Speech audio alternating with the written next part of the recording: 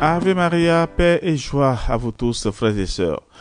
Dieu est merveilleux, Dieu est grand. Il nous a donné la grâce de nous retrouver encore ce matin. Et c'est avec reconnaissance au Seigneur que nous lui disons merci, un grand merci. Alors, chers amis, frères et sœurs, nous sommes encore au rendez-vous de la méditation du jour et nous continuons avec le péché capital, l'envie. Voilà, l'envie. Alors, hier, nous avions parlé des 4 attitudes que celui qui est envieux peut avoir. Et donc, il y a première attitude, la comparaison. On fait des comparaisons entre soi et l'autre, ou bien entre ce que je possède et ce que l'autre a. Et là, on devient malheureux. Et donc, il y a la tristesse. C'est deuxième attitude, le chagrin douloureux. Troisième attitude, c'est la colère et l'animosité. Donc, la tristesse de Caïn, par exemple, pour n'avoir pas offert une bonne offrande, provoque en lui la colère contre celui qui a mieux fait que lui. Quatrième attitude, c'est le choix. Alors, Dieu nous met devant 2 choix. Alors, il nous dit de choisir ce qui est bon. Alors, si tu agis bien, Dieu a indiqué à Caïn qu'il peut surmonter sa colère s'il accepte d'offrir une offrande meilleure que celle de son frère. Deuxième choix, tu peux te remettre debout. Voilà, donc il faut accepter donc ce défi, accepter que les autres ont quelque chose et ils ont pu faire quelque chose mieux que nous et là, prendre la décision de faire mieux nous aussi. Alors aujourd'hui, nous allons parler de comment gérer intelligemment l'envie qui nous habite. Et nous prenons une pause rapide.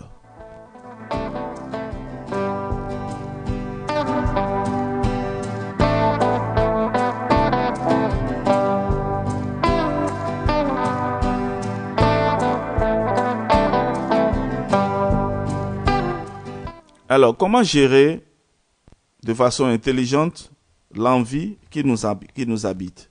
Alors, frères et sœurs, Saint Paul, dans sa lettre aux Romains, chapitre 13, verset 13, nous met en garde contre l'envie. Il dit ceci: « Conduisons-nous avec dignité, point de ripaille ni d'orgie, pas de luxure ni de débauche, pas de querelle ni de jalousie. » Romains 13, 13. Il est bien possible de sortir de l'envie ou de la jalousie. Il y a des fois où nous avons envie d'avoir la même chose que le voisin, une même tondeuse, par exemple, pour couper le gazon comme le voisin. Et au lieu de nous consumer dans une jalousie stérile, on peut se faire ami avec lui et de cette manière, on peut lui emprunter sa tondeuse aussi souvent qu'on le voudra. Ainsi, on arrivera à une étape où on considérera son amitié comme étant plus précieuse que sa tondeuse. Alors l'envie est un stimulant. Si j'ai envie de quelque chose, cela m'encourage à agir pour l'obtenir. Dans ce cadre, les personnes qui réagissent de cette manière ne sont pas vraiment envieuses. Elles vont faire un effort pour obtenir ce qu'elles désirent sans jalouser. Voilà comment nous pouvons dépasser les envies amères en nous. Il nous faut apprendre à nous réjouir du bonheur des autres. Leur bonheur ne nous enlève rien, mais cela n'est pas toujours facile dans nos sociétés où nous voulons nous sentir supérieurs aux autres, aux voisins, aux collègues, à un frère ou à une sœur. Si l'autre possède quelque chose que l'on n'a pas, on en a automatiquement envie. Il importe donc de dépasser cette manie. Et à ce niveau, les parents peuvent être bien placés pour nous apprendre qu'on peut se réjouir de la réussite des autres.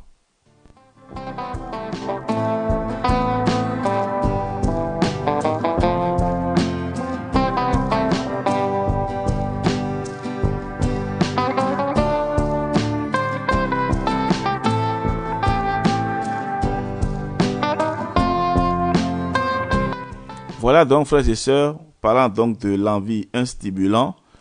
Et lorsque nous désirons quelque chose, c'est le moment pour nous de développer des capacités en nous pour pouvoir l'avoir. Alors, lorsque je vois par exemple quelqu'un qui produit un son merveilleux, je suis musicien et j'écoute attentivement un autre chanteur et j'écoute le son et je me dis, voilà un bon produit. Alors, qu'est-ce que je fais? Je me mets au travail. Je travaille dur pour arriver à ce niveau. Et il y a une belle prière de Saint Maximilien Marie Kolbe et s'adressant à la très sainte Vierge Marie. Donc, il exprime donc tout son ardeur à aimer la Vierge Marie. Et il dit à la Vierge Marie de susciter d'autres personnes qui vont l'aimer plus que lui. De sorte que lui, il est une sainte émulation pour les surpasser. Ainsi, beaucoup de personnes feront ce challenge. Vous voyez, c'est merveilleux. C'est-à-dire, moi, j'aime quelqu'un. Et je voudrais que quelqu'un d'autre l'aime encore plus. Qu'est-ce que je fais? Je redouble d'ardeur pour aimer encore la personne. Moi, je sais qu'il y a beaucoup de personnes qui aiment la Vierge Marie. Mais moi aussi, je me suis dit, pourquoi ne pas faire aussi comme les saints, aimer la Vierge Marie et parler de la Vierge Marie plus que les autres? Et je sais qu'il y aura aussi d'autres personnes qui vont parler de la Vierge Marie plus que moi. Et ainsi, il y aura une sainte émulation et nous allons faire grandir vraiment dans le cœur de chacun la gloire de Dieu, le règne de Dieu. Alors, frères et sœurs, commençons alors à trouver dans l'envie un stimulant pour faire mieux et faire plus. Alors, quand les parents désapprouvent ou bien désapprennent l'envie, quand les parents désapprennent l'envie, alors quand on devient parent, frères et sœurs, on apprend à ouvrir son cœur, on apprend à se réjouir des réussites de son enfant. On conçoit mal quand même qu'un parent soit jaloux des prouesses de son enfant. En souhaitant justement ce qu'il y a de mieux pour son enfant, et si possible que ce soit mieux encore que ce que nous avons reçu. On désapprend l'envie. On peut là en profiter pour soigner l'image d'envieux ou d'envieuse que nous traînons au quartier, au travail ou en famille. Finalement, ce sont les enfants qui apprennent aux parents qu'il faut être généreux pour lutter contre l'envie. Un collègue de service qu'on estime bien peut être aussi un lieu d'apprentissage de la générosité qui bannit l'envie. Il est donc bénéfique de profiter de la chance d'avoir des enfants ou des personnes à aimer pour apprendre à oublier l'envie. Je voudrais donner un exemple banal, mais qui peut aider aussi nos mamans et nos sœurs. Alors, qu'est-ce que je veux dire? Vous voyez, il y a certaines de nos mamans qui n'ont pas été à l'école jusqu'à un niveau élevé. Ou bien, compte tenu des moyens qu'ils n'avaient pas, ou bien compte tenu des moyens qu'ils avaient, et ces parents n'ont pas fait de grandes études. Alors, une fois adultes, ils se sont mariés et ils voient maintenant l'évolution de leurs enfants. Qu'est-ce que cela devait être pour eux? Une joie, un réconfort. Pour le fait que ce que moi, je ne suis pas arrivé à faire, au moins mon fils a pu le faire. Toi, maman, le niveau que tu n'as pas pu atteindre, au moins ta fille a atteint ce niveau. Il n'y a pas question de jalousie. Il y a certaines mamans qui sont très jalouses de la situation de leur fille.